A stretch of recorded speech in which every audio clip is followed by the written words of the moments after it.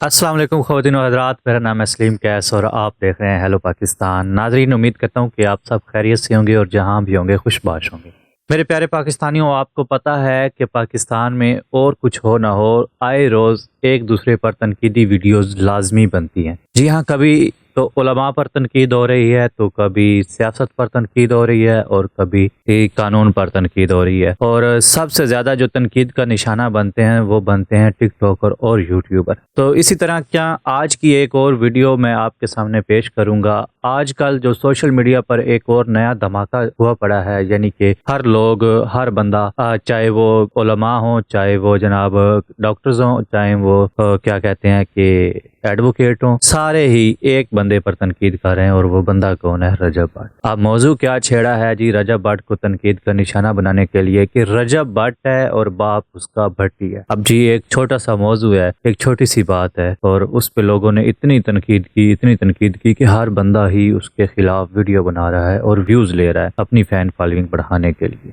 तो याद रखिए कि इस तरीके से फैन फॉलोइंग बढ़ाने का भी कोई एक ख़ास फ़ायदा नहीं होता। अगर आप किसी पर तनकीद करके आप किसी को अपनी भड़ास का निशाना बनाकर उस पर कुछ व्यूज़ हासिल कर भी लेते हो तो ये कोई अच्छी बात नहीं है। खैर, आज के हम इस मौजू पे बात करेंगे कि रजब साहब जो इस वक्त बड़े मशहूर यूट्यूबर हैं, वो अपने नाम के साथ भट्ट लिखवाते हैं और सारे लोग कह रहे हैं कि उसका बाप भट्टी है। अब जहाँ मैं एक कॉन्सेप्ट आप तमाम दोस्तों के सामने क्लियर करता चलूं कि जो लोग, जो फैमिलीज कश्मीर से आई हुई होती हैं हिजरत करके, जो कश्मीर से चल के यहाँ हमारे पंजाब या सिंध या किसी भी इलाके या किसी भी सूबे में जाते हैं, तो उनको कश्मीरी कहा जाता है, नंबर 1। नंबर 2, उनको भट्टी भी कहा जाता है। नंबर 3, उनको बट भी कहा जाता है। और नंबर 4, उनको दाढ़ भी कहा जाता है। इसके अलावा और बहुत सी ऐसे जातें हैं जो उनमें पाई जाती हैं, जो उनकी है, जिनसे वो मुखातिब किए जाते हैं। तो अब इसी तरीके से अगर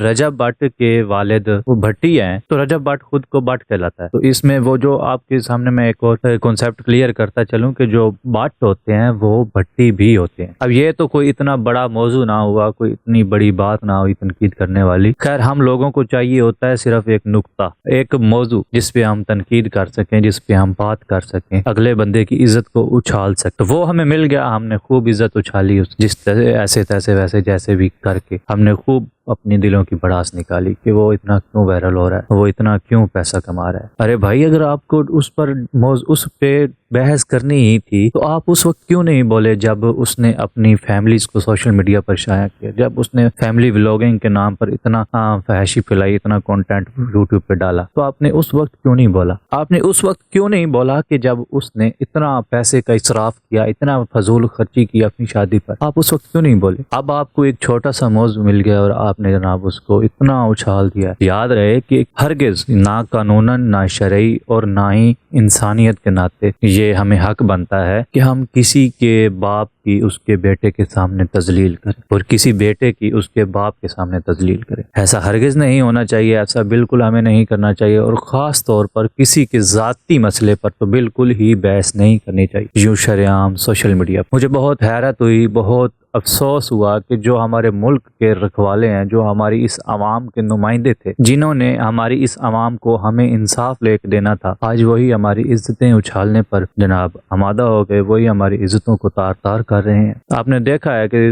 जनाब इस काम में भरपूर सबसे ज्यादा हिस्सा लेने वाला तबका जो है वो वकला का है। जी हाँ, वकला हजरात इस वक्त बहुत ज्यादा इस चीज को उठाकर इस चीज पे बहस कर रहे हैं, इस मौजू को लेकर बहुत ज्यादा तनकीद हो रही है। गुजारिश करूंगा उन वकला से कि जो इस मौजू पर बोल रहे हैं और जो ये तनकीद कर रहे हैं कि ज़रा इसका ब्रीफली हमें एक वीडियो बना कर दें कि आप ये किस हवाले से बात कर रहे हैं और किस हक से उन पर यूं आप तनकीद कर रहे हैं। और मैं उसकी कोई साइड नहीं ले रहा, मैं जो एक हमें किसी के ज़ाती मसले पर, किसी के ज़ाती नाम का, ज़ाती काम पर नहीं बोलना चाहिए, और वो भी सोशल मीडिया पर यूं शरेआम आकर किसी की तजलील करना बिल्कुल गलत बात। अल्लाह पाक आपको, मुझे, तमाम उम्मत मुस्लिमा को हक सच बोलने की तौफीक दे और नेक और सालेह अमाल करने की भी तौफीक दे। उम्मीद करता हूँ कि आपको मेरी इस बात से दिल आज़ारी नहीं होगी। अगर किसी की दिल आज़ारी हुई है तो मैं माजरत चाहूँगा और इसी के साथ मैं इजाज़त चाहूँगा। मिलते हैं इसी तरह की मज़ीद अगली नेक्स्ट वीडियो में। तब तक के लिए अपना बहुत सारा ख्याल रखिएगा, अपनी दुआओं में याद रखिएगा। अल्लाह हाफिज़। Thanks for watching.